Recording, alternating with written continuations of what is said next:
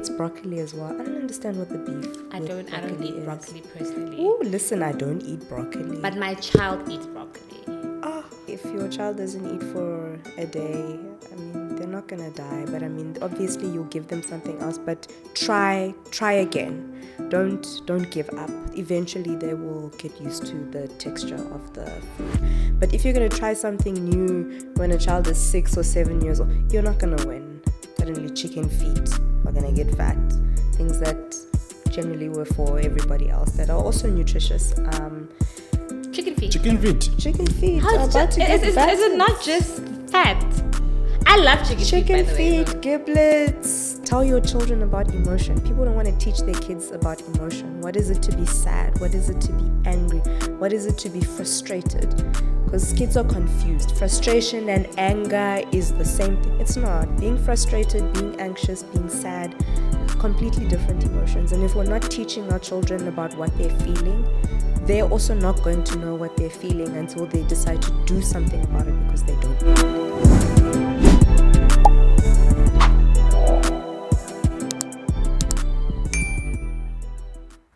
Welcome to yet another episode of the MAGC Wellness Podcast. I'm your host, Kaukhala Potwani, and today we have a very interesting guest. And I know you're probably thinking, but I'm going to tell you what she does and then she'll introduce herself. Okay, so we have Dr. T, and she is a pediatrician. And pediatricians are specialists that work with children. So she will tell us more about herself and we'll delve right into the topics of the day. How are you? I'm great. How are you doing? I'm great. Like I said, I love the lens. The frame. Thank you so much. Yeah. They are prescription though. Guys. But for vibes, you can get the frame if you want to. The frames, I just hope if you can zoom, just a young zoom. The frames are stunning. Please just tell us more about what you do and why you chose peds in particular. Okay, cool. So I'm T. It's short for Tatenda, which is one name for basically every Zimbabwean person that exists.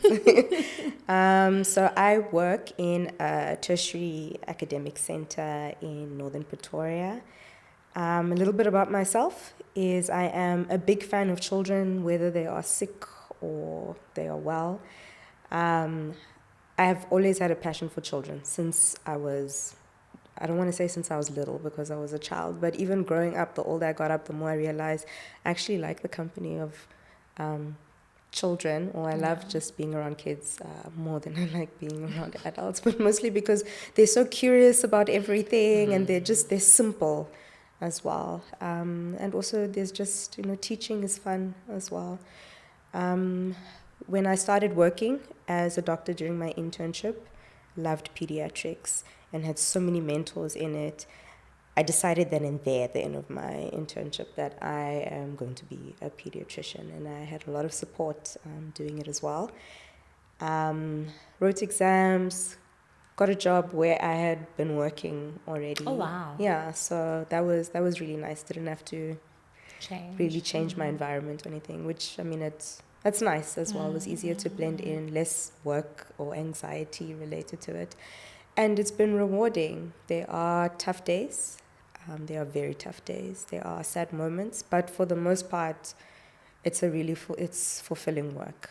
And if anybody wants to be a pediatrician, I would strongly recommend 5-star experience. So think about it. Yeah.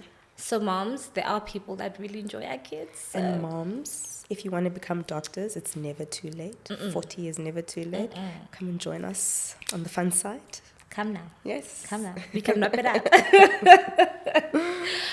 So as a pediatrician, right, what are some of the common health concerns that you see parents really panicking over?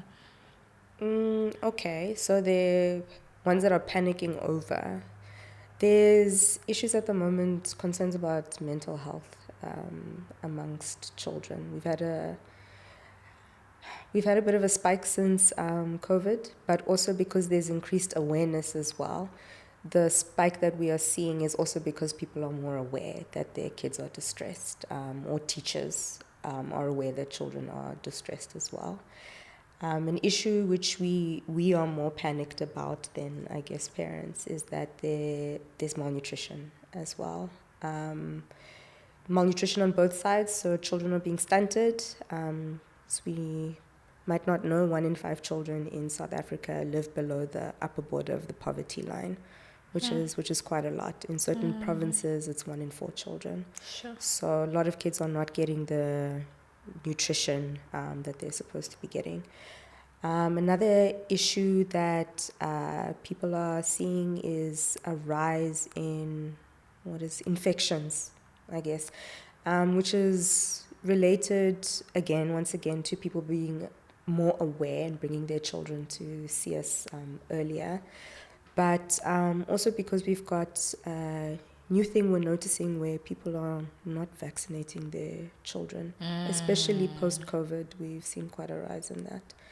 And then there's the issue of everybody having allergies. So everyone has allergies now. It used to be people who are on the people who are earning better, like my child is lactose intolerant, my child is gluten free.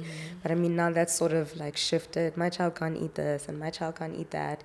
But there has been a rise in children who have allergies, and with that, real allergies to things that we wouldn't expect them to have allergies to. And also asthma. Asthma is a big problem in South Africa. So 1 in 5 children has asthma, which is a lot. I was going to say that's crazy. No, it is. Can you please explain to us? So we're going to come back to all the other Yes. topics that we've spoken about. But Sure. just while you are talking about asthma, I know a lot of people just think pump, right? Yes. But what is asthma? Okay, so simplified. Wish I had like my lungs that I normally travel with. You can have like... My lungs. So you've got these 2 really large sacs in your chest that we call lungs, and basically they're responsible for you breathing in air with oxygen in it and then getting that oxygen into your blood so that your body can function. But for the air to get into your lungs, you have these pipes. We're not going to get into what the names of the pipes are. But basically, asthma is a chronic disease that is reversible. And basically what happens is those pipes become constricted. So they were like this, and then because the muscles get swollen and because the inside wall as well gets swollen, you end up decreasing the size of the pipe. And that normally happens in response to something in the air or something you have eaten that you are allergic to. Then we call those asthma exacerbations. So it's chronic, which means that it is lifelong, unfortunately, but it's a reversible airway disease. So if we give you medication, we can reverse the damage, and we can also give you treatment to help you prevent you having to come to the hospital, for us to give you special gases to be able to breathe. Because when you said like chronic, I promise guys, I'm not reaching here. When I was younger, right? I had 1 asthma attack. One, right?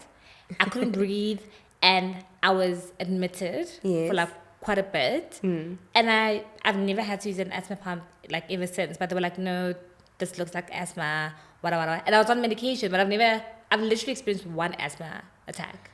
Is that common? It is common, but what we say now is that you wheezed.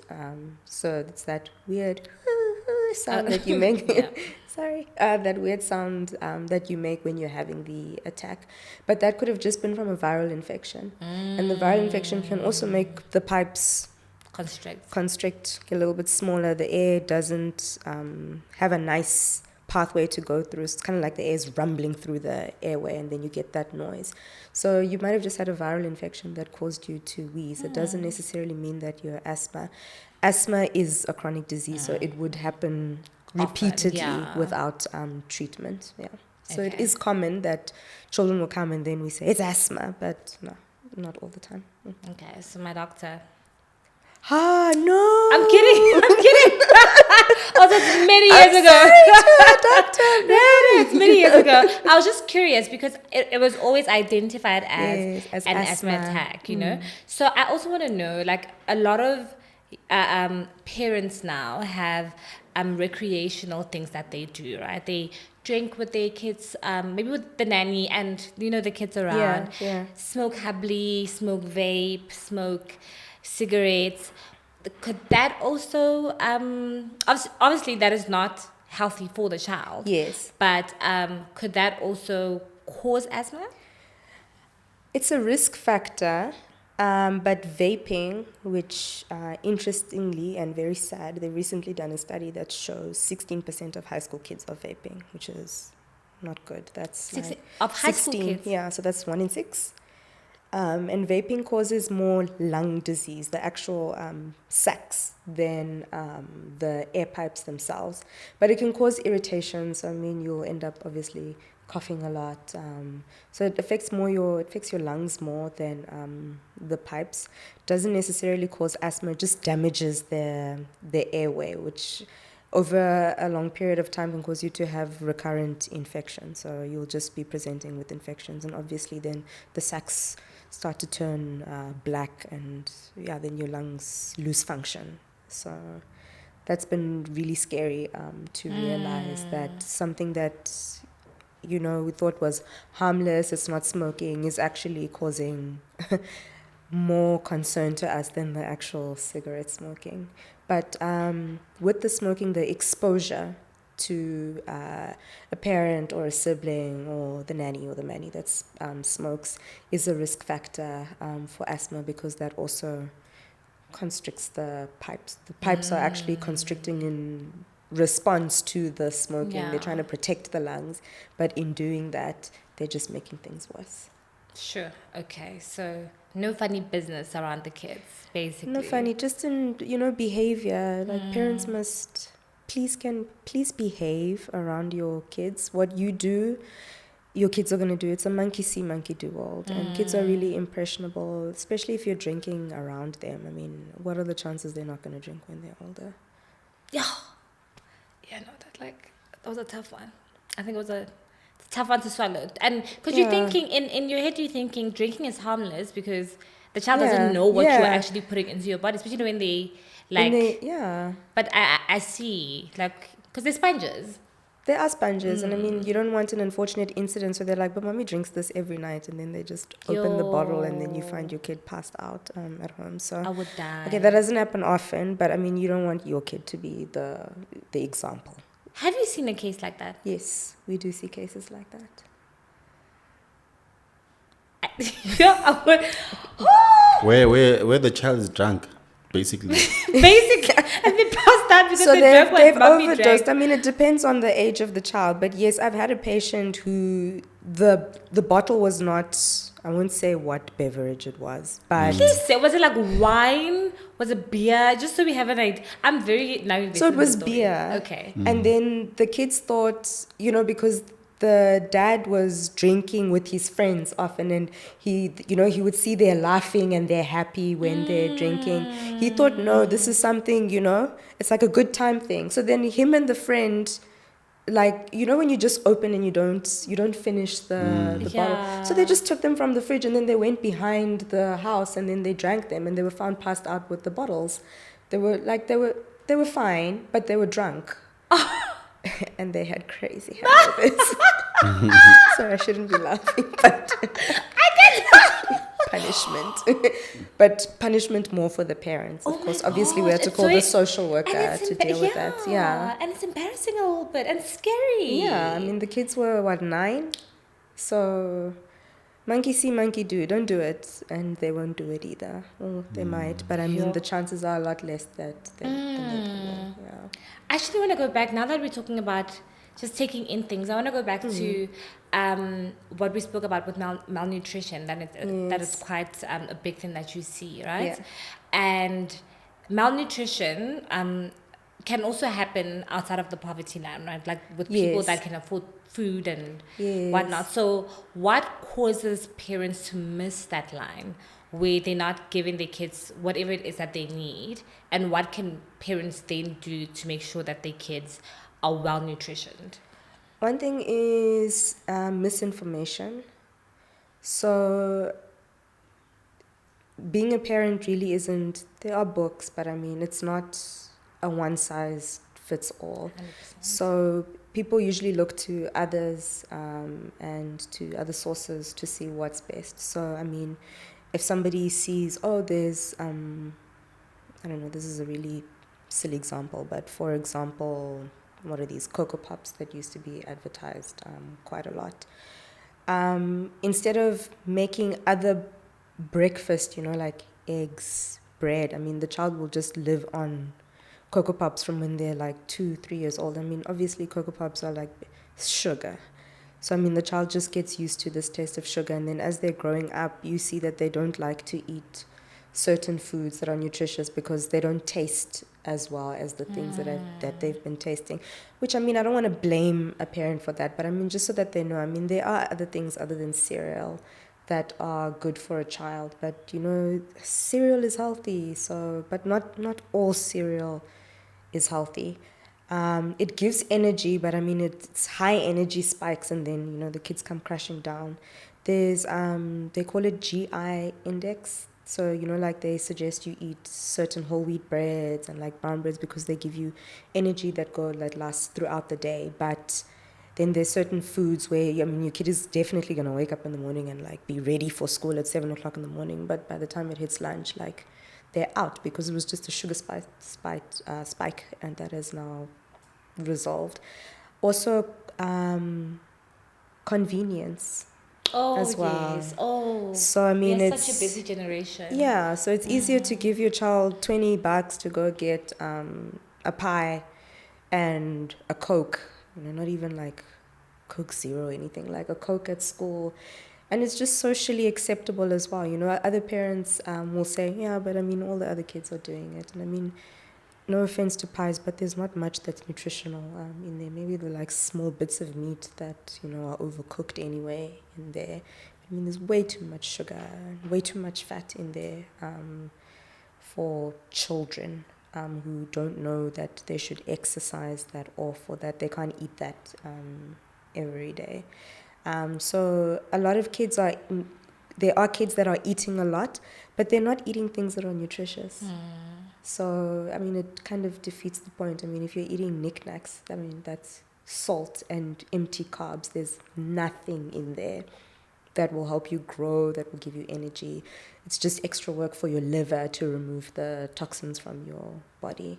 So, yeah, that's been a massive issue that children are eating, but they're eating junk, which is not helping them develop or grow. There's no minerals in it. There's no vitamins in it. And then obviously the downside of eating junk and then becoming obese, putting you at risk of high blood pressure when you're young, diabetes, having high cholesterol at a young age, which puts you at risk for heart attacks when you are young and strokes. And I mean, some things are worse than death. So, Yeah. So I see that like you're making a classy example with the pie and Coke. yeah. Let's go back to it is classy. Like in a way that like, there's children now in the townships they would give them maybe 5 rand to say you need to buy. Then they would buy, juice, maybe an unbranded juice, those 55 bob snacks and stuff, and then they rely eating that like the whole day up until they come back to actually get like a proper meal when they come back. Sure. I don't want to mention brands, but then I know there's these cheaper ones that maybe a 5 rand could accommodate to actually get the child. So those are, it's especially lately with the admissions we're having in hospital, food poisoning. There's no expiry date also on those. Yeah, there's no expiry dates, and you don't know where they're being made. I mean, okay, maybe I shouldn't mention brands, but you'll see it will say made in, packed on, used by.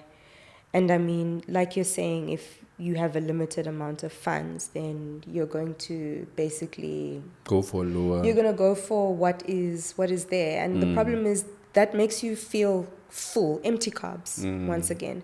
They make you feel like you've eaten, and also just that taste of salts. When you eat salt, I mean, even us as adults, doesn't matter how little the food is. Once you've tasted the salt, you can say I've eaten. But if you're eating a bland meal, it's, you feel like I didn't eat anything. So it is a problem. Once again, you're not eating anything that is nutritious. You're eating things that have harmful products in them, which, complicates things as well, because you can still present to a hospital as a malnourished child, but now it will present in the form of you are constantly getting infections because your immune system is low, because also you're not eating healthy as well. So you might not present as a, let me not use terms that we now stigmatize, but like kids who look malnourished, that typical skin on bone look with a really big abdomen, or just you look like super super thin.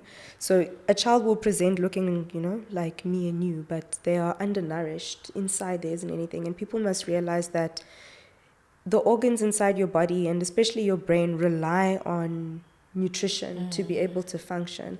So also, if you're eating these 5 rand snacks, you're not going to concentrate in class, because what have you given your brain to concentrate with? There's nothing. You just had salt, which just has the effect of making you dehydrated, making you thirsty. Now you're irritable, now you have a headache, you just want to go outside. So that's also the downside of being undernourished. So what is healthy? Say caregivers or parents, like a mom or dad or whoever's taking care of the child, or grandmother, whoever's taking care of the child, what can they give the child? Because most of us spend like 4 hours in a day after work creche with the child. What can you give the child to make sure that the child is malnourished? Like in terms of, even we can talk about the food groups. Okay. I think everyone is familiar with that. Yeah. For those who are not, there's some triangle that people used to use. So usually at the bottom, people used to say pasta, rice, bread is like the staple of, you must eat only that. But those are also, as much as they're nutrition, that's not fully nourishing a child. So people give a child like pap, right? But in the form of porridge for breakfast, then pap for lunch, then pap for dinner. There's very few, we've fortified, so we've added vitamins in there, but that's it. Just what is added in there is there. There isn't any other of the food groups. So the one food group that I'm strongly going to recommend, vegetables. Vegetables you can eat until you are sick, and they're low calorie, and they have a lot of nutrition in them. Just important to know that if you overboil vegetables, you're losing the nutrients in it as well. For the population vegetables, people grow vegetables in their backyards, especially those who can't afford to go into Woolworths or Pick and Pay. People grow, They grow green leaves at the back, tomatoes as well, which are very healthy. Things like potatoes, butternut are reasonably affordable to add. Vegetables are also reasonably cheap, although I see with the new budget we've added weird things to the zero VAT. Like now suddenly chicken feet are going to get VAT. Things that generally were for everybody else that are also nutritious. Chicken feet. Chicken feet. Chicken feet. Is it not just fat? I love chicken feet, by the way. Chicken feet, giblets, those chicken legs. But our children go, I don't eat They don't that. eat it because you don't eat it. No, but if it's there, it means I'm eating it. So they go, I don't want but that. But when they're young, you're not giving it to them. You're giving them Cocoa Puffs. So if you were giving it to them when they were young and breaking it up for them, they wouldn't know any better that people don't eat that. If they're now 6 and 7 and they're watching TV and realizing, that smells funny, that looks weird. Then obviously they're going to say, no, my friends, And why would you? Okay, depending on socioeconomic group. In a private school, putting chicken neck in like a lunchbox. Okay, that's whatever we had for supper is going into your lunchbox. That is your lunchbox the next day. So if the child is used to that as the lunchbox from a young age, it's not going to be a problem. Whatever your child is eating before they turn 7 is generally the lifestyle that they're going to what they're going to adopt. So if you're only introducing healthy foods when they're going to grade R, now the bread and the or whatever, polony is coming out, you know, I mean, they're going to just look at it and be like, what is this pink thing that... I don't want to. Yeah, I don't want that. And like, where is the... What is that cheese that is like shiny and already comes... Melrose. Yeah, Melrose. Is Melrose unhealthy? Melrose It's so is pretty. not Have you seen it? Like, cheese. It's so processed. What's it Melrose? says, it doesn't say it's cheese though. It says it's cheese spread. You see, but people will say Oh, it's the cheese. spread, the cheese spread. See, Oh, now okay. you read it as cheese spread, Yeah, but yeah, other yeah. people will see, you know, the cow with the milk, and then they see that it's orange, and they're like, cheese. That's not cheese. My child thought it's pizza because it. He was like, "So you have pizza?" I had to go, "No, love. That's not not pizza." that's not pizza. And obviously, cheese does not taste as nice as Melrose. We must Melrose admit is. this. I'm not gonna lie. It Is delicious, but it is not bangs. healthy. Okay. We don't consider that healthy food. Look at how much saturated fat is on the back of that, like. And plastic a lot box. of us don't read labels, guys. Yeah. And even parents, I know, you know, when we on social media, we're like, oh no, we don't read labels. We are too tired. We just want a meal. Melrose is And not a yes. brand. It's a brand. It's a brand. It's a brand. Let's just stick to cheese bread. Okay, so there's No, but processed cheese. Let's say there's processed cheese. It comes looking like squares or comes looking like pieces of pie, and it's not cheese. Please, cheese spread and cheese are not. The same thing. They're not the same thing. They don't have the same nutrients. Cheese is already processed milk, as it is. So it's, yeah, and it's already got more salt than milk has as well. It's not like they took the milk and... Have you ever had goat cheese before? And then had cheese, like orange cheese that's been colored orange? Doesn't taste the same. Doesn't taste the same. And goat cheese is not Is processed. it healthier though? There's this spread, yeah, but they call it marmalade. I'm sure it's healthy that time for its bitterness. Is it marmalade or something? Marmite. Marmite. I'm sure it's It just- nutritious for its bitterness, eh? It just looks like something you shouldn't eat. Personally, like when you open it, what is that thing? What is in there? I don't know. It's processed. It's What? processed Whatever something. it is, it's But processed processed what? something. Oh, it I don't doesn't wanna taste. Like lie. onions. I don't know what it Is is, it- but it's artificial. But a lot of It's convenient. convenience. So it's easy to just, I mean, as long as your knife goes in once and lathers over the bread, I mean, then you're like, let's call it a meal. But I mean, it's not. Everybody hates broccoli as well. I don't understand what the beef. I with don't broccoli eat is. broccoli personally. Ooh, listen, I don't eat broccoli. But my child eats broccoli. Oh. I steam it. I steam him his own vegetables. Why don't you eat broccoli? I've just, like what she said, I've just never been introduced. Like, the only vegetables I eat are vegetables that I'm familiar with from growing up, like pumpkin, spinach, you know, like. No, not broccoli. So broccoli was a new thing when we got to like high school, and so Yeah. already the texture was too weird. But my child eats. I don't know if this is wrong or right, but I buy frozen veggies and I just steam them. That's okay. And he has, so his dish looks very different from my dish because it has vegetables. Mine doesn't. What is yours? Ah. Mine has meat and guys. We're Don't eating. copy her. We need to. You shouldn't But, copy. but Don't no, follow copy this me because example. I give the I give the vegetables. But is you're not right. good. Like it's what we grew up with. It like is we what eat, you grew up with. Yeah. So What about children or parents that have fussy eaters? Children that want to eat the same thing over and over and over and over again. you need to get them accustomed to the texture of the food. There are children, some children are just fussy eaters. I just want to stress, it does not mean that they are autistic, because people will also use that as a criteria for, my child only likes this and only likes that. Some children are just fussy eaters.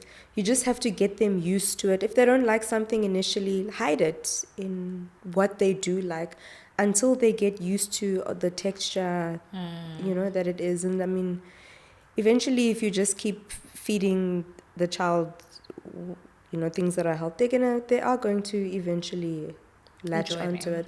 So I know there's a concern that when I don't give my child this, they don't eat. They just cry and then hasn't eaten for 3 days. I'm like, listen, if your child did not eat for 3 days, like we would see it. You are giving them something. You are rewarding them for the behavior as well. But also, sometimes they don't see you eating it and then it doesn't make sense. Play with your child. What's that choo-choo train people do, or that airplane? Ooh, Do we still do that? we should. Oh, guys, we're such busy Because eating should be parents. fun. It should. Eating should be Food fun. play is something that I Yeah. see is promoted a lot on TikTok. A lot of parents are doing it. Also for fussy eaters. Yes. Where you raincoat your child and you just let them have It's fun. okay. If they go, blah, blah, blah, blah, blah, that's all right. There's another spoon waiting for them. Yeah, eventually they're going to swallow something. And it's okay. If your child doesn't eat for a day, I mean, they're not going to die. But I mean, obviously you'll give them something else. But try again. Don't give up. Eventually they will get used to the texture of the food. But if you're going to try something new when a child is 6 or 7 years old, you're not going to win. And I mean, then it's going to become a fighting match. And then it becomes, you see, you don't eat this. You're not healthy. You know, and the one thing I hate, the doctor's going to inject you. Like, where do we feature now? Oh, because it's like the old man is going to come and grab you. You need to... Guys, it's a can sense of we fear. be left alone and not be made the boogeyman of like all bad behavior, like, you know? And the way we like to try things as black people, hey, like I feel like if ever trips were just given to people, hey,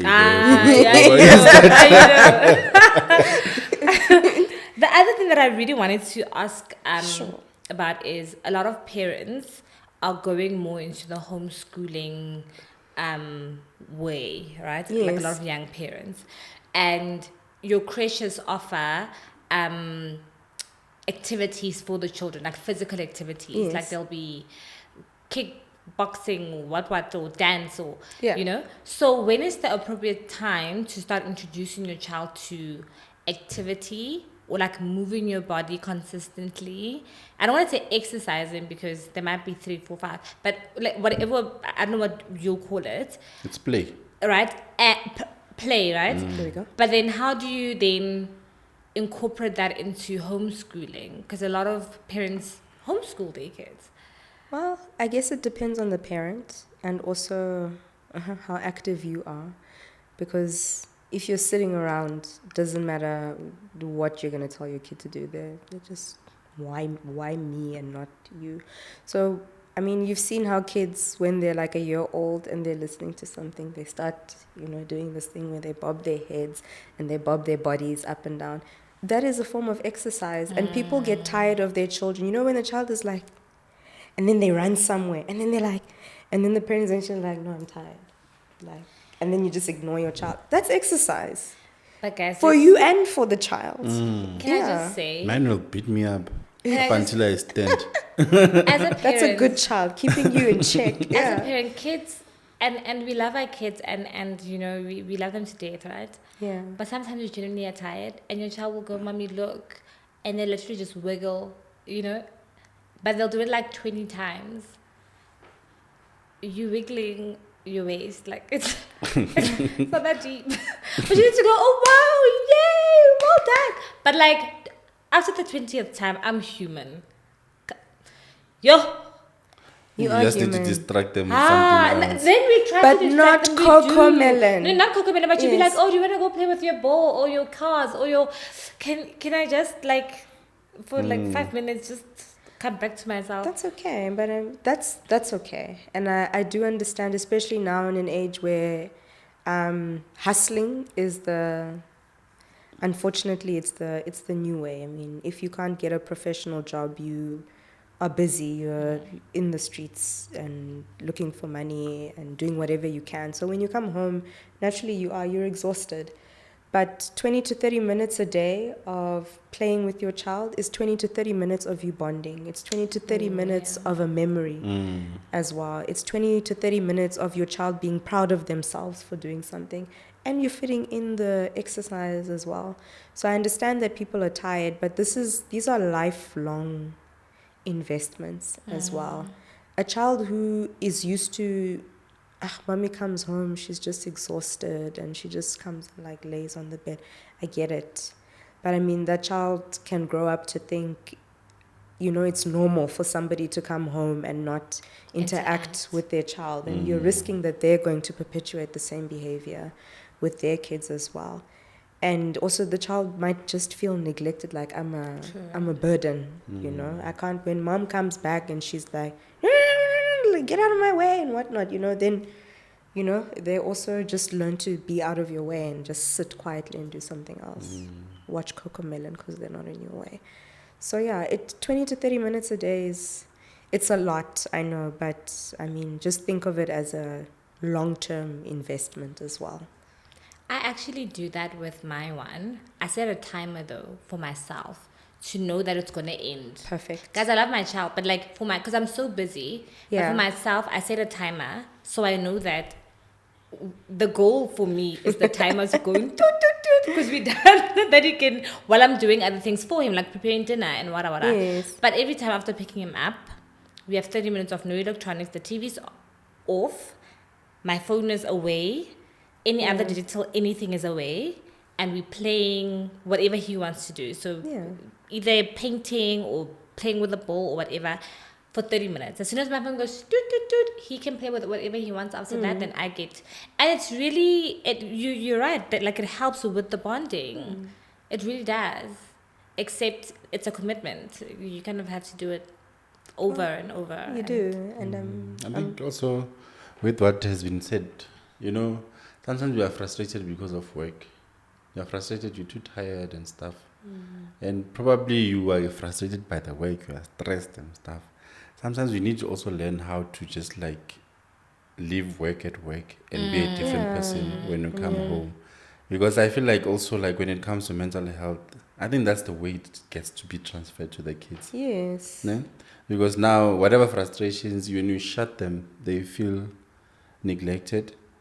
And obviously, if ever you're having a 7-year-old, they're going to look for the attention probably outside. Of course. And when they go outside, they're going to find Becomes a two problem. things. It's either the positive or the negative, and most likely the negative. You understand? That's how we get actually maybe children having to start smoking at an early age, because the street is very wild. Of course, and there's a 13-year-old that is cool, and it's a Yes, big brother. it's a big It's a big And remember, they're brother. in puberty now, so their hormones are wilding. I wanted to ask about screen time, but before we get into that, I actually want us to, from your perspective, right, in terms of how parents can take care of themselves, because we're in a generation of single parenthood, whether it's single dads, single moms, but there's a lot of single parenting or married single parents, right? Yes. They have a partner, but they're single parents, Yeah. right? Or married people that are both really pouring into their kids. Like, it doesn't really matter, like whatever parenting style there is, right?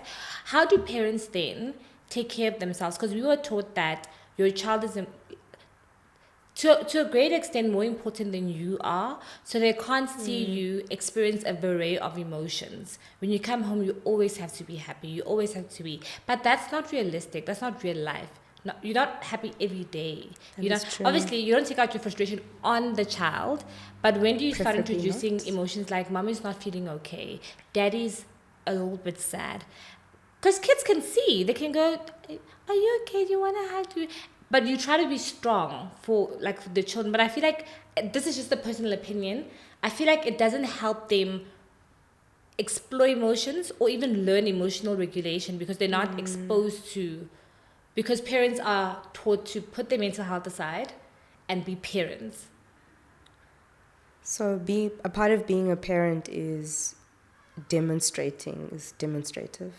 So you do have to understand that kids spend more time with you, or they spend more time at home than they do in school or with other people. You need to maximize that time. But if you're not looking after yourself, your child is watching you not look after yourself. So if you're feeling sad and the child has now identified you're sad and they're coming to hug you, I mean, you need to take note that your child is empathetic, and when you shut yourself off completely, you're not allowing your child to allow themselves to try to remedy you as well. So, I mean, you say, no, I'm fine, and then crying. I mean, you're confusing the child.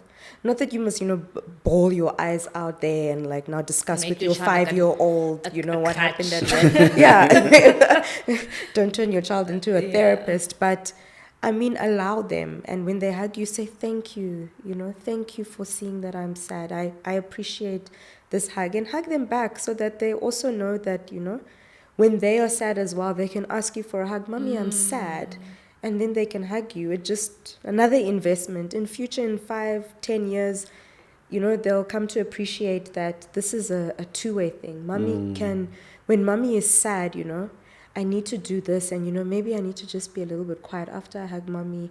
And you're like, okay, Pumpkin, it would really help me if you continue doing what I'm doing. Mommy is a little bit sad, but maybe after I take a nap, I'm going to feel a little bit better.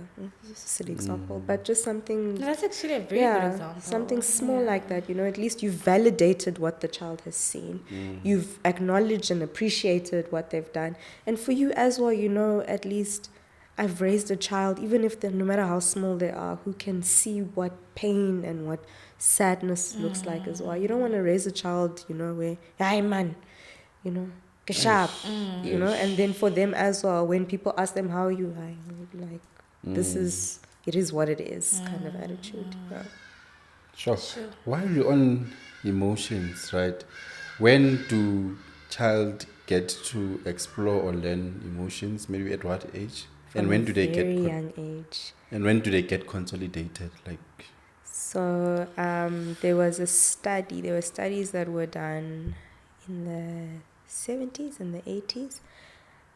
Some of them are what we would say now a bit cruel, where they would ask the mom to leave the child, like in a hospital setting, and then the mom would like go away for like a day or two. And they noticed that when the mother came back, like the child would cry and whatnot. When the mother came back and like the mom would hold the child would look away from the mother, like just not be interested, or you could see the mother would come and then they wouldn't know what to do. Like they were confused because that was a moment of confusion for me. This is a person that is always here and is here to comfort me. I just screamed for 2 days and that person is now gone. So from a very young age, children have a sense of perception as well. And I'm not talking now, I'm not shaming parents who go to work. Or, sometimes you need to leave your child with your mother or something because your lifestyle is busy. This is not the example that that's not what I'm talking about. It's when you show inconsistency with your child, they are exploring those emotions then and there. When you're not discussing with them, like when you see the child again and you like kiss, kiss, kiss, kiss, kiss, and you hug and whatnot, they can sort of feel that, yeah, you were away, but that, I was away, I'm back now as well. And I acknowledge you missed me and you are still important. Whereas other parents will just come, pretend like nothing has happened. They're back, they're picking up their child. So from a very young age, children who get left behind at hospital, whose parents never visit them, you see when the parents eventually come and visit them, they're not attached anymore. Is it a protective, it's a protective thing for the thing. child? The child themselves children have different personalities. So you don't know which child is independent from when they're 18 months anyway. You're there, you're not. They basically function like a cat. Doesn't matter. You love me, you don't. I'm going to continue with your life. But there are other children who, might have granny's personality or daddy's personality where they need a little bit more attention than, say the firstborn child or something. Yeah. So, you tailor, but I think it's just important to know that when you're bringing up your child, you're bringing up a human being. Yeah. And you need to see what happened, how does your child respond to things, to just guide you a little bit as to, okay, well, when I shouted, maybe my voice was a little bit raised because that child looks scared.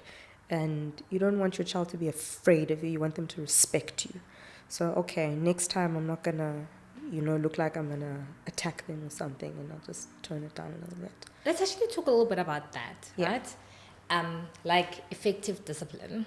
Yes. Because everything is reward. reinforced, whether you reward or Yes. punish, right? So now my question now becomes, hitting your child obviously Is shamed. illegal.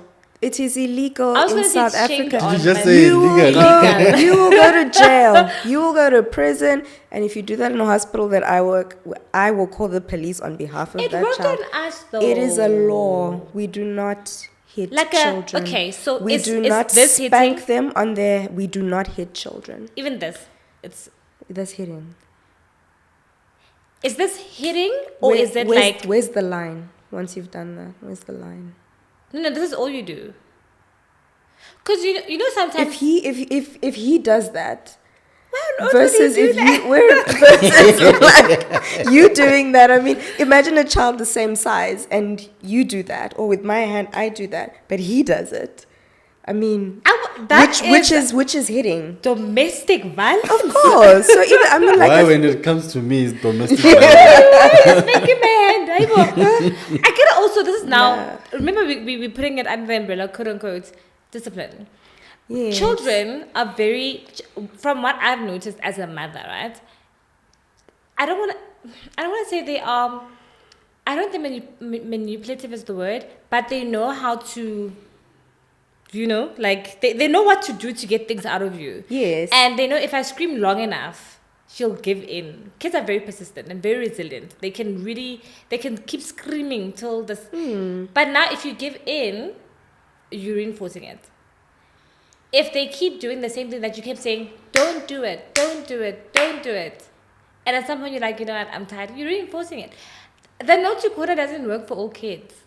But then find something that works. I think there's always like methods of discipline. You can't hit. Maybe hitting is weak. Let's leave it out of the option. As doctor said, But you like need to- also, It's is it against not, the law. and It's against and the and law. not to corner though, because a not to corner, you're saying you're gonna go sit there by yourself and think about what you did. My child realized at some point that he can get up and walk. He actually realized I don't have to. You know what I mean? Like I can actually get up from this corner and leave the corner. Like it Well, just it clicked in his depends, head. like, how old is he? He's 3. He just realized He just got up and went. But I mean, did you usher him back into his corner? Yes, but then I had to sit with him to show him we are sitting in the corner. That's fine. And while he was sitting in the corner, he had nothing to do. And I wasn't talking to him. We were just sitting. William, you could have read a book while he was sitting there. I don't want to lie. After that day, I was like, because he just got up. You He gave got up. in. You gave in. You gave in, and now he knows he can. Because I get realized up. that if he's in a corner, then I'm in a corner. I didn't do anything. Discipline, Why am I in a corner? because you're a parent. So, yo. Yeah. Because he's a But I bundle guess- of joy. Be joyful. Yeah. I guess with the new generation, we are actually more now like aware Yeah. of what Yes. maybe the violence does to the kids in terms of their Even mental health, emotionally. emotionally and stuff. Mara, one thing I need to say, and I need to say this in my language, we used to be beaten.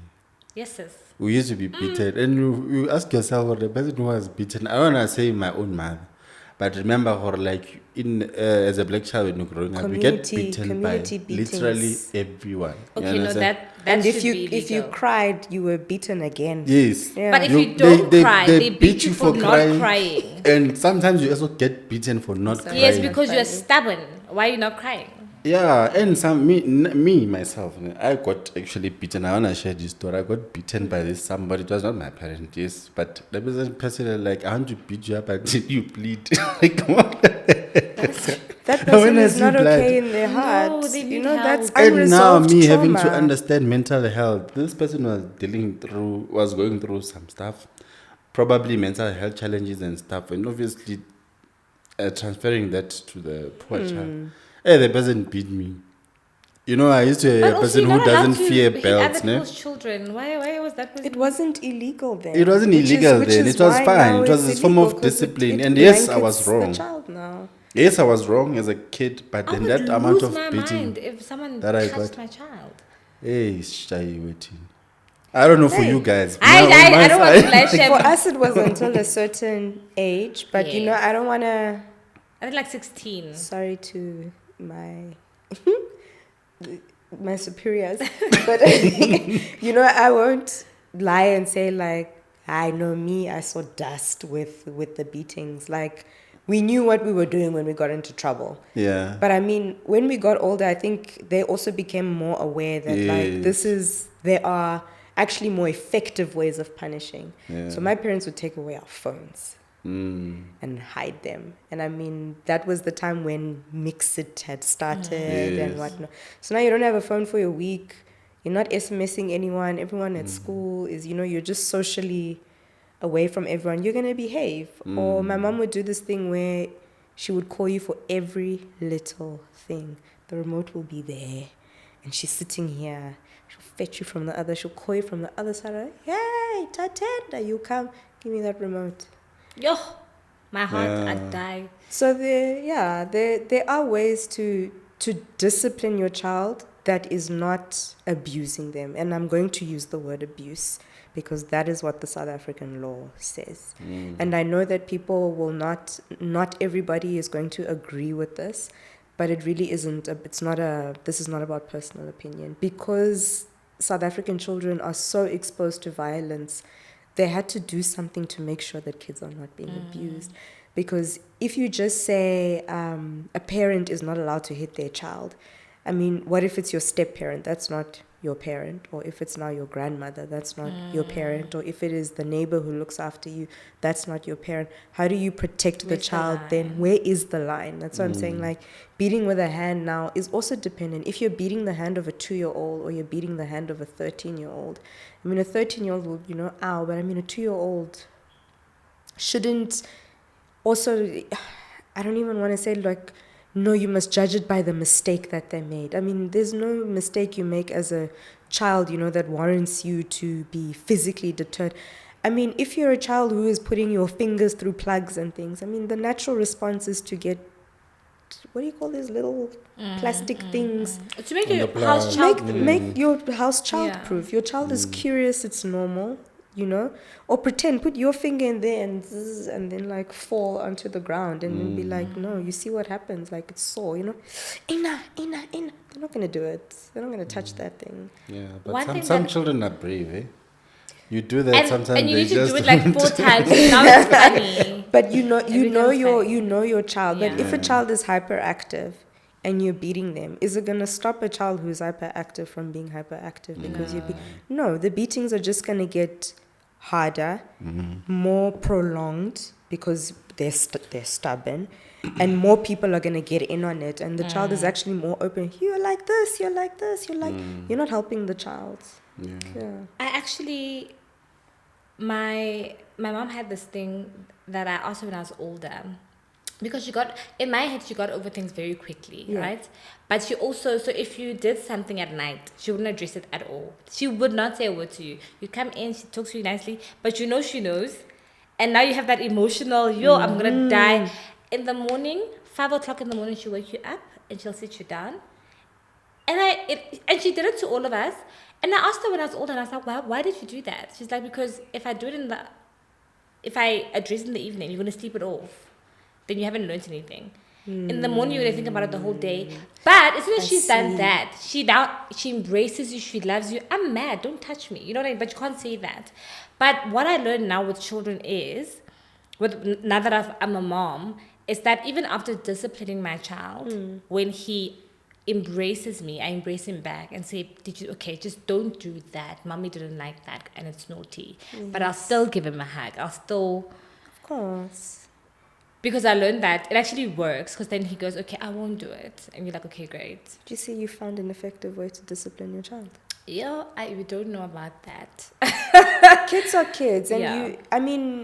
the nice guideline is that you were once a child as well. A lot of the things you don't remember doing because they were trivial. But if you were like, like he said, walloped to death, Walloped. left almost to bleed in the street. No, that you that will man remember. was not Oh, fine. my name has been jailed. Yeah, that man. I'm sure you Can I still remember open what the you case? did. Huh? You He's can. still yeah. there. Well, you Statute can. of limitations, I'm not sure. But if he beat you to the point where you were hurt, even back then, that is illegal. That is abuse. It's abuse. And you know, some people used to hit their kids literally with the soap in the sock so it doesn't leave like bruises or That any. is crazy. It's abuse. I've actually never heard of that. You Whip. haven't? Soap with a Yes, in or the sock. oranges, fruit in socks and things. You don't get. It's brutal. Hey, it's brutal out there. It's Like, sad, I that's wanna why I was share. like- I wanna share, but this is a pediatric topic. If we were speaking of violence, I was gonna share we like a still- lot we- of stories that I've seen, and also a lot of stories that I've experienced. Hey, they would Yourself. beat you. Eat rata, like there's people who can use it, even eat rata to I whip. feel like I need to hug you, Ace, today. You must hug me. There's a lot. There's a lot. Yeah. We should Yeah. address mental No, health really. in adults Yeah. and From Someone- childhood. From childhood. We really Maybe you need could to actually. advocate for me with that. I'm sure now we share a lot. Like, it's tough. Yeah. But now it's better because now there's think a lot we're of more awareness. informed. There's more Yeah. informed. Yeah. And we're also trying to be better than. We appreciate our Yeah. parents. We love them for loving us Yeah. and raising us, but we're trying to be obviously better parents and be more present and loving, and Correct. have more of that bond. Because I Yeah. think You see um, that the person was struggling themselves. Because imagine some parents, yes, they would beat you for not even crying. Why? Why are you beating me for not crying? because it means you're not learning. Tears are associated with learning. You beat If you're me, not I crying, stand there. You know. Then you are saying, this is basically what you're doing. If you're not crying, you're doing this, and then what? No, really, it's really seen. And if you try and block, you've basically tried to abuse your Yes, parents. she's trying Yeah, to hold- kill me. You know? Or sometimes you just, protecting yourself with No, a but if small you try push. to You're like, protect are yourself- you beating me? You're But trying to beat. it's a natural response to try to protect yourself, and that's you see how that was abusive in itself, that you're trying to protect yourself from being hurt, and then you in protecting yourself are being defiant. I mean, you can see how messed up Yeah. that is. And then now everyone finds out because all your aunts are called. Yeah. All your And then you're shamed. and then you share. These things are actually very, like, they go deeper, né? Then I know we're laughing about them but when you're actually saying these words, I'm like, now you're being called defiant for trying to protect yourself, and then you're shamed, and you live with that shame. Exactly. And then as an adult, you can't protect yourself, and you can't speak up for yourself because you'll be seen as defiant and feel shame. It's actually, no, we need to have a part two. We need to have a part two of this conversation. Because I really want to ask you about screen time, and I think we're almost out of time. With new age parents and one, screen time, as in exposing their children to screen time, like having their own tablets, having their own phones. I'm also guilty of this, like letting the child, obviously we think we're doing the right thing by making it kid, friendly. friendly. And but obviously I time it. It's like an hour a day, Yeah. right? But also it's not inclusive of television, which is still screen time. But what I also want to find out is, what about exposure? So that's one question, right? Yeah. So like, where's the line? Where's the healthy line of screen time? The second question in regards to screen time is now making our children part of our content, which is again now screen time in a way, or in a how healthy is that for a child? When we say content, Like, the parents that their entire content is being a mother, like, what is, get ready with me while we go get, and then the child has to laugh and smile, and like, the child is a part of the content. It's not like oh no, I'm with my baby, haha, what we do. The child is the content. so like they're doing TikTok videos together. Yes, the and child things. is the content. Not the normal, oh, I'm with my family and your child is there. Not that. Like, the Yes. child is the content. This is a personal opinion. I'm not sure how healthy that is. I think for bonding, it's good, but you're opening up your child to people who don't have good intentions when they are looking at videos of your child. There are predators out there, and I think it's just something that we need to be aware of. And remember, when you're posting things like your home and your street and whatnot, like, not that there are no incidences that I know of, but I mean, imagine now you've basically given your location, your kid's location away, and we are here, we're whatnot, and somebody now knows, like, this child is always outside, and I don't know. It's good for bonding, and I think, okay, there's content, but I think people should just be aware that somebody may be watching that video with completely different intentions. Yes, people are sick. Let's not say they are people are sick. They're sick. Yeah. So that's the one of the reasons why I personally am not a big fan of kids being part of content. You also are exposing them to this thing of being social media personalities. Like the validation. As well. So, if it's a 10-year-old who knows that, oh, I've got, 5,000 views, and, oh, look, mom says, oh, look, we have 5,000. You're encouraging something as well. A child to be looking do things for viewership as well, which, I mean, can do one of two things. I mean, Justin Bieber started off, with just these clips and whatnot. I don't think he's not the best example. Yeah, that's what I'm. No. Case, it's a little bit. It's not, but that is my point. Yeah. Is that something that had good intentions. I mean, I don't know the Diddy story. They didn't prove anything. He didn't say nothing. There's but lawsuits. And yes, but you see what that opened him to, and I mean the abuse he was open to when he started. How people were like, "What is this kid singing? Can't dance. White kid listen hip hop music." What are you exposing the child to? I mean, we used to give concerts for my granddad, but I mean, they were not distributed all over the show. I mean, we look at them now and we laugh, but I don't know. I'm not an expert on the mental health consequences, but I am going to give my opinion that children then become obsessed. I've seen kids in hospital who post content, and why are you posting content when you are sick? Yes. Like 12-year-olds. Hey guys, yes. I'm out here being sick or Of course. Live videos. So you've taught your child something. You've allowed. Yeah. And I mean, even if you haven't taught them, they've been exposed to it somewhere else. You've not had the conversation that is not okay. No. So no, I'm not a big fan. I know there are a lot of parents who are also they're secretive with their kids. There's nothing wrong with your child being a part of your content, but there's everything wrong with your child being content. Yeah, that's not okay. And screen time, actual screen time? No, guys, TV, tablet. books. Let's read. Buy a Kindle. Harry Potter. But you have a digital Kindle as well, But digital Kindle does not have green and yellow and blue. True. And you can't watch a YouTube video without your mom seeing it.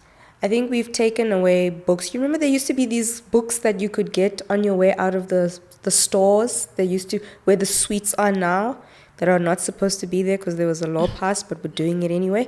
Yeah, there used to be books there, and like educational toys, a little thing with Legos in it, comic book strips. We don't have that anymore. I mean, now it's a Showmax thing for $150 and Showmax Kids or no. So screen time, I know the recommendation is if you are under 5 years old, I think it's 1 hour of screen time, and then not more than 2 or 3 hours after that. But if a child has been at school for 5-6 hours and the home time is from 4 to 8, and you are doing 2 hours of screen time, when is human time? Your time to engage, to eat. It means that the child is sitting and eating in front of the TV as well. They're not engaging with you. They're not engaging with people at home. They're not cooking and cleaning and learning. They're not doing homework. So if you're only 2 hours, I mean, then they're doing everything in the 2 hours just so that they can sit and watch something instead of being with the family or wherever they are. Some kids are on boarding school, so yeah. Sure. Yeah. This is such a loaded topic. It's a very, very loaded topic. I don't know if you have any more questions, Ace? Before we ask for Dr. T's words of wisdom to the wise. I think maybe one of the questions would be what one piece of advice you wish all new parents would hear? don't be shamed when you feel your child is sick. So a lot of new parents are shamed by people who have been parents. Why are you worrying? Like, Nurses this in is clinics. normal. Nurses in clinics. I will own that one. I apologize on behalf of the nurses in Happens a clinic. lot. Yeah, and grandmothers. No, man, you're doing it wrong. Please don't be ashamed to be a new parent. Part of being new at something is that you're going to learn as you go along, and you're going to make mistakes. Look for guidance, but don't ever feel ashamed because your child coughed and you were uncomfortable with the cough and you took the child to the doctor. That is okay. If there's nothing wrong, there's nothing wrong. But the worst thing is that you bring us half a corpse because you were ashamed. And you didn't want to bother people. You didn't want to be a bother. We are here for you, and we are paid to be here for you. And some of us are here for you because we really do want to be here for you. So please don't be afraid to ask for help. And you know your child better than anyone knows your child. If you feel like something is not right, then that's okay. Explore that. And also congratulate yourself when you do something right as well. Don't do the we don't praise fish for swimming vibe. Like, be proud of yourself when your kid does something that is, if they can walk at 11 months, be proud. Like, oh, my baby's advanced. Not by much, but you can be proud. You can be proud of that. And yeah, take it easy as well. Being a parent is tough. Yeah. Being a parent is tough. Yeah. So also don't be hard on yourself. Don't be hard on yourself, but yeah, don't hit your kids. So also, I just wanted maybe our viewers to hear it from a professional, the advice that we get, especially from the parents in the past, with them having to use this big box full of that medication that you get over the counter. Please don't give your kids muti wenyoni. It's Oh, okay. we'll grab all They that. can come for me if they want, but muti wenyoni has alcohol in it. Well, it's not a lot. It's not like drinking beer or anything. No, is it like But it cough has, syrup alcohol? yeah, like it's. Read what is in muti wenyoni. I know our grandmothers gave it to us for colic and whatnot, but the thing is, if you're giving a lot of it, muti wenyoni is not. What is the South African version of FDA?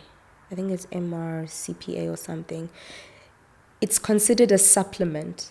So it didn't go through the processes that like things you get over the counter are. If you see, muti wenyoni is not dispensed by the pharmacy. It's kind of in the vitamins and supplements thing. So it hasn't gone through the tests of, is this bad for a child? Is this, the same way we have rooibos for kids, but tea is really bad for kids and causes iron deficiency. But they'll say rooibos for kids. Hold on. Let's go back to the tea part. So the rooibos kids. Tea is not good for Oh. children. I It perpetuates did not know iron that. deficiency. Yeah. Yeah. And because then I know Yeah. that like they would have a box full of medication. There's like literally like Woods. medication for each and everything. Even When like a child the- has like I think a startle or something like that, when they're scared or something, you need to bat the water with. I mean, you need to bat the child with Even if some they of have like the you know? normal like startle reflex. It's There's something there's basically like each and every medication has if Why- people how am I come putting into it? the house, you must put nyana. something. Yeah, There's that protect. medication that is there. It's a dinchinyana, so like it's a lot of I've seen them. I don't want to take away from people's cultures, things that they did culturally, that have not, a lot of the stuff is, it's harmless. If your child is hiccuping and you put a piece of white paper, I couldn't be bothered. Like, what is it going to do? But things like muti wenyoni, that's in that section, I'm very worried about, especially if something does not have, things have instructions and they tell you about side effects and whatnot. I feel a little bit somehow when there isn't something in there, because it means it has not undergone rigorous, review. And the thing is, if you give too much, and What something happens happens? to the child, because this is not medical that, this is, and I'm not saying muti wenyoni is poison, please. But because we as health professionals don't have, like in our pharmacy books, it doesn't say mutu and yoni has 1, 2, 3, 4. The side effects are. How are you expecting us to treat it when we don't know what it is? Yeah, and it's not part of what we are taught as well. So it's a controversial topic, I won't lie, because they're not going to take it off of the shelf, and we just have to learn to live with it. But what about you who had parents that had this? You are now the parent, and you are more informed, and you are able to get more information as well. So ask, when you take something over the counter, the pharmacist is not going to eat you if you're like, what is this? What is in it? What do you think? True. When people start telling you things like, I don't know. Then you know. But a lot of the practices that were practiced like back in the day, it's either I don't know, or, well, in my case anyway, when I had a baby, or the reason is I honestly took my chances. Like, you know what? Let's see. Let's and also with this one of Mutu, you ask them, what is this? Why are you drinking this? No, umtano na inyoni. And then you ask them, what is inyoni? No, inyoni. Like inside that. They just say it's. And remember, I think is the name of the medication or something like that. Then like inyoni. I'm like, oh, the child has sores in the stomach. When did you see them? So it's a very controversial. They were doing the best that they could. They were. But people unfortunately commercialized. That could have gone for rigorous review. It still has not, which tells you what. I mean, a lot of people are even telling us multivitamins, don't buy them and what. I mean, multivitamin... they don't do much. But a multivitamin, if you drink too much of it, you're just going to pee it out. There's no consequence to taking it. We don't know what consequences are of taking certain medication that has not undergone review, like through the channels that other medications have gone through. Some things need prescriptions. Why is there no prescription for it? Why can you just... if it's so serious, why do you not get it from a pharmacy? Why can you walk into Checkers and get it? Yeah, so that's just something... There's so many questions and I know we're out of time. Okay, so briefly, right? Why is vaccinating a child so important? Because as soon as you go to a doctor or whatnot, you need to bring, your child's birth book thing, and then they look, okay? And then if something is not ticked, why? Okay, but we as health professionals must learn also to not shame parents.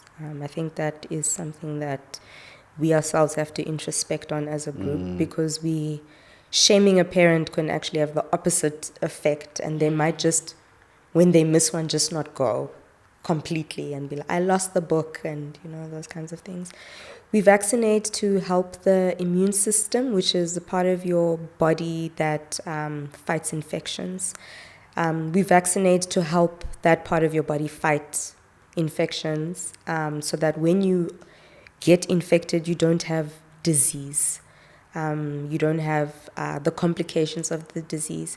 An example is measles. There was a measles outbreak a couple of years ago, I think 2-3 years ago. And normally you get the vaccine at 6 months and 1 year. And we just vaccinated everybody when the outbreak came. You were 8 months, you were 11 months, it was not yet your time. We vaccinated you because kids were passing it. Now you can pass it on to other children. And the problem with measles is, you can get brain damage from it if you have a severe measles infection. So we also vaccinate so that you are exposed to the bug or part of the germ. I don't know whichever word is going to sit with you better. So that when the actual germ comes in, or the real version of the germ gets in your body knows what to do with it. Your body knows how to fight it. And even if you do get measles, you're not going to die from the measles. It's to prevent that chance of happening. Risks and benefits. Yes, when you give a measles injection, some kids will have a rash immediately afterwards, but that rash is not going to cause, it's unlikely to cause the severe consequences. You're going to get a fever because you are stimulating the immune system. What is that? And then it's doing what the body would do to protect you anyway. So that when it actually comes into your body's like, I've seen this before. I'm going to deal with it now before things get ugly. I know there's a lot of misconceptions and myths. I know people think it causes, that these vaccines cause autism. They do not. Autism is multifactorial. We don't know what causes autism. It can be genetic, it can be environmental. We're not yet sure ourselves, but it is definitely not vaccines. So I would recommend, please vaccinate your kids. It also protects other kids from the illnesses that your kids get as well. So my recommendation, vaccinate your children. And if you missed a vaccination, it's okay. Go and we have a program called Catch Up. You just catch up the vaccines. No sweat. So what would you say is your most memorable moment since you've started your career as a pediatrician? Like the one that just struck you, where you were like, I'm in the right place. I'm in the right place. I have 2 moments. You can pick one.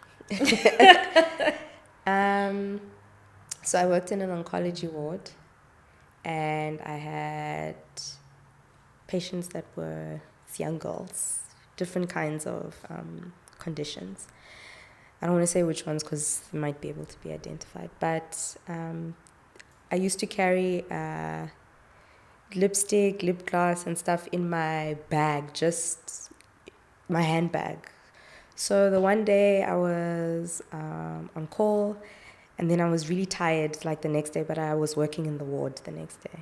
And I kind of like fell asleep on the desk while I was writing. When I woke up, like the bag is open, whatnot, people are giggling. And then I go and I say, what is happening? Like, what is this? People are wearing makeup. They've like They took it from your drawn bag. mascara. Yeah, they've drawn mascara on. Yo, guys. That is so cute though. They look pretty. But, you know, then we had to do it properly. And, you know, for me, it was just, despite what they were going through, guys, chemotherapy is rough. They still took the time to look their best selves, like, and it was okay. I mean, you know, I wanted to be like, what do they do? But then I'm like, through everything that they're going through, these kids took my lipstick and said, we are pretty. And, you know, they went for it. So, yeah, that made me just feel like if they are living their lives, you know, when we are like, they're, you know, they've got cancer and whatnot, you know, really taking for granted like small things. They're not taking for granted their days. I think that just made me stick. Like, I was like, I'm definitely, these are my people. Like, this is what I need. This is what I needed to see to like continue to fight the good fight. They are fighting. I will continue to fight as well. Yeah. That is so beautiful. Yeah. Sure. That is so beautiful. They're so cute. They look so pretty. I can imagine, and I can imagine the. Like I kept quiet for a moment because I was actually imagining the joy it brought them, that they can honestly be normal little girls. Yes, a little bit. I didn't take it. You know? The fact that they were comfortable to. Yeah. There was nothing to steal in the Because bag. they're being probed and, you know. Yeah, and exactly. all Every the day. time. And then they were like, no, she comes looking like this to work. So why can't we do it? Why can't we also? And Also, don't steal though, guys. Don't take people's things. But they were borrowing it. It's okay. And you gave them an opportunity to be normal girls. And they were that age of being, you know, like, if they were at home, this is the kind of thing that they were going to do anyway. Yeah, so that was a moment. They took pictures. I unfortunately didn't take pictures because it's not legal to take pictures of kids without parental consent. Okay. So their parents weren't around, but they took pictures. 2 of the girls had phones. They took pictures of themselves. And that was beautiful. After I like cleaned the mess they made and like put it on properly then. But yeah, that was for me like an eye-opening moment that, you know, you are not your disease, you are not your condition, you are a person, you're a child with a life who happens to be going through this, and you should be treated as such. You shouldn't be treated, yes, you must be treated with, you know, some care, but you are not frail. Like, we can encourage you and be with you, and, you know, you can be strong. You can be weak, but You can be strong. you can be strong. Yeah. You can, and we also can just treat kids like they're kids, Like they kids. as well. Don't treat them like, you know, they're anything else other than they're humans that are growing, that are learning, they're experiencing things, and we're just here to help move them along into like the next transitioning zone and the next transition zone. Yeah. Sure. Guys, if that was not heartwarming for you in this cold weather, then I don't know. I don't know how to help you. But thank you so much for joining us. Thank you guys so This was much. so informative, so warm. It was almost confrontational as well, because we're so hard on ourselves as parents. And yeah, and there's still many more conversations that need to be had under the, you know, this parent umbrella. And last question, how can parents, because mental health is a big thing now. I think we've seen, you know, children taking their own lives because of bullying, because of other factors that their parents might not be aware of. Yeah. So with the bigger children, right? Yeah. Because I think till you're 18, you technically still a child. But Yes. is it technical or is it actually? No, it's an actual. It's an actual thing, Yeah, right? until you turn You're still a 18. child. Yeah. So how can parents be more present for their children, and how can they help in either protecting their mental health, or if there is already an issue, facilitating treatment and support? And because kids as young as 14 get diagnosed with depression, you know, or even 7. So how can parents be on the lookout, support, be realistic about, like, this is actually happening? Because what can parents do when it comes to mental Be health? involved. We are living in an age that is fast, but be involved. If you are not involved in your child's life, other people will be involved. And you will hear from another child that she was sad. When that is, I mean, that's an observation made by somebody who spends, like lunchtime with them, that you have missed over 4 hours in a day. Be involved with your kids. And be a safe space as well. I know some people say, no, I'm not good with kids, but you have to be, unfortunately. You have to be there. And notice when kids' behaviors are changing, it's telling you something. I know a lot of people say it's hormones, and when it's hormones, you remember when you were a teenager, but if the behavior of the child has changed, or if a child really just doesn't want to speak, a child who's normally bubbly suddenly doesn't want to speak, is locking themselves in their rooms, is lashing out when they normally don't lash out, take it seriously. If it's hormones, you'll see the hormones hormoning, but sometimes the child will open up to you and be like, I'm going through a lot. Some kids will be like, I'm going through a lot, mom, and I really don't need. That child is telling you something. I'm going through a lot is a diagnosis on its own. Your child is going through a lot. Find a way to break through. Your kids have support systems. Tap into the support system. A lot of kids don't know their children's friends. If you know your children's your kids' friends, I mean, you also have some information there. Don't be the kind of parent that, you know, never engages with, you know, the teacher, or the neighbor who is always with your child as well. Like, get into that as well. Lots of people then will tell you, because I mean, the last thing you want as a parent is to be told by other people, we were worried and we're so sorry, and it's not it. And tell your children about emotion. People don't want to teach their kids about emotion. What is it to be sad? What is it to be angry? What is it to be frustrated? Because kids are confused. Frustration and anger is the same thing. It's not. Being frustrated, being anxious, being sad, completely different emotions. And if we're not teaching our children about what they're feeling, they're also not going to know what they're feeling until they decide to do something about it, because they don't know what it is. So we've had a child as young as 7 attempting to hang himself because of what happened at home.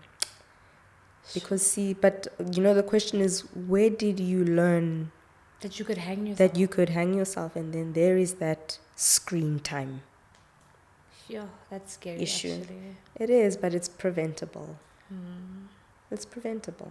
And also teaching your child that, look, watching this kind of stuff, hey, It's not okay. it's not okay for this reason. Not that it's not okay. Why? Kids want to know why. So give them the answer. Because I said so is not, it's not a response. Yo, shouldn't we say that all the time? It's my house. Yes, it's your house, but why? Then next thing, though, I didn't do it in your house. Ooh, Slippery slope. slippery slope indeed. Next thing, it's there in the park over there. So engage with your children. Talk to them. People don't want to talk to their kids because they're afraid of them for some reason, especially when they're teenagers. You can't be afraid of a teenager. You were a teenager. How are you afraid of what you were as well? You understand the struggle. And it's the same. Your parents are on your case. The teachers are on your case. The work is too much. Your body is changing. Talk about these things before they happen. Your body is about to change, sir. You're going to start looking at girls and feeling a certain way, sir. Ma'am, boys are coming. This is why. And this is why I need you to keep The your milkshakes arm are like that. coming. Yes. See, this happens to some girls. See this, and I want the best for you. So let's, if you're feeling a certain way, you feel like you want a boy, let's talk before we find out things that, scary things that, are preventable. Yeah. So talk to your kids, guys. Don't be afraid of them. You were a kid too. Just relate as somebody who went through it. And never ever say, I had it worse than you. No one cares. They're going through what they're going through. The through. fact that you had to cross a river to get to school, no one cares. Not relevant today. No. I have to take 3 taxis today. It's relevant today. You're my child. And also, I'm so sorry that happened to you, but I don't have to do it. Yeah. I don't have to cross a river. Like, it's not that deep. Like, it's not. You know how parents want to make you feel guilty. Like, I went to you school have it without so shoes. good. Man, but you bought me shoes. Okay, sharp. Like, I went what? to school. I went for about 15 kilometers. Yeah, but then you were work strong. so You know, that I like- don't. But I mean, you can't. Yes. Don't And thank you so devalue, much. your child's struggle. Other kids are being chauffeured. They've got drivers. Your kid has to take the Gautrain and an Uber, or has to take 2 taxis, or has to stay at school until you come from work at 6 o'clock. Your kids' struggles are different. Relate. Talk to them. Maybe it's frustrating, and maybe you can work on the frustration. Dude, let me buy you a Kindle so that when you're alone, you can just sit and read or listen to this podcast. This podcast is good.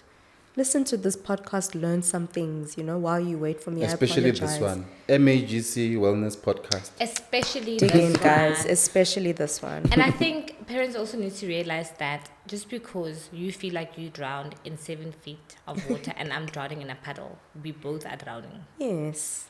Drowning is drowning. Drowning is drowning. The Whether it's in a frustration lake is the or, same. or pond, it's drowning. Yeah. Yo, guys, it is such a loaded conversation. Guys, being a child is hard. Being a parent is hard. Being tough. a child is hard. The transitioning even between the two is hard. Right. And I know there's so many more questions we should be delving into, that we will be delving into in the future. But Dr. T, thank you so much for. No, it's a pleasure. Thank you so much for having me. Informative. I even as a wellness host, I actually was introspecting as you were talking, because like you said, it's you're gonna make mistakes as a parent, and it's okay. Just show up for your kids, be present. Sure, guys. Yeah, no, this was yeah. So last words, and where can people find you? If you want to find me at work, that's okay, but I'm always busy. So I have Facebook. My name is Dave. Welcome to share Tatenda Mafana. Welcome to inbox me anytime. I do check it often, and then my Instagram handle is Tatenda is me. Our brain said, "Woo, girl." You have to come up with No, something. my brain literally You went, can't be Tatenda 1, 2, 3, 4, 7. Melinda is me. I'm the girl. So yeah, feel free to drop me like an inbox, Yeah. DM me. I'm available all the time, and I get these notifications. So yeah. Okay. We really, really enjoyed having you Thank here you. today. So for myself, Dr. T, Ace, it is goodbye. Thank you so much, guys, for joining us.